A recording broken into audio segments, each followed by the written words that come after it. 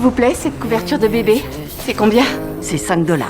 Ah, c'est trop cher pour moi.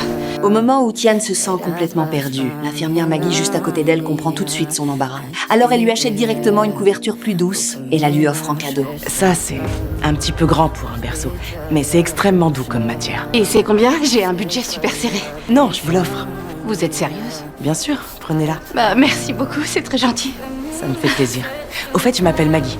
Angela. Mais à cet instant précis, un imprévu survient. Maggie découvre avec horreur que du sang coule sans arrêt le long de la jambe de Tian. Vous saignez? Oh mon Dieu. Je m'occupe de vous. Je suis infirmière à l'hôpital qui est juste au coin. Je vais appeler une ambulance. Non, attendez, j'ai pas les moyens de me faire soigner au Chicago Med. Vous en faites pas, je m'occupe de tout. Appuyez-vous sur moi. Allez, on trouvera une solution. Très vite, Tian est emmenée aux urgences. Le médecin l'examine immédiatement. Je vais vous examiner, mais d'abord, on va faire une échographie pour voir votre placenta. Est-ce que votre médecin a évoqué un placenta trop bas? Non, j'ai pas de médecin, ni d'assurance santé. Très bien, je vais passer la sonde sur votre ventre pour regarder ça. Très bien. Votre placenta recouvre le col de votre utérus. Angela, cause probable de l'hémorragie. Oui. Mais je vais devoir vous examiner pour voir exactement ce qu'il en est, d'accord? Oui, allez-y. Alors que le médecin s'apprête à poursuivre les examens, Tian fait à nouveau une hémorragie massive. Vous faites à nouveau une hémorragie très importante. On doit tout de suite vous emmener au bloc. On doit vous opérer pour sortir le bébé. Est-ce que vous voulez qu'on appelle quelqu'un? Une personne que vous aimeriez avoir près de vous? Ma mère vit avec ma grand-mère à l'autre bout de l'État. Elle pourra pas être là avant demain. Est-ce que Maggie peut venir avec nous pour qu'il y ait quelqu'un pour le bébé quand je serai endormie? Vous verrez, tout va très bien se passer. Je suis là.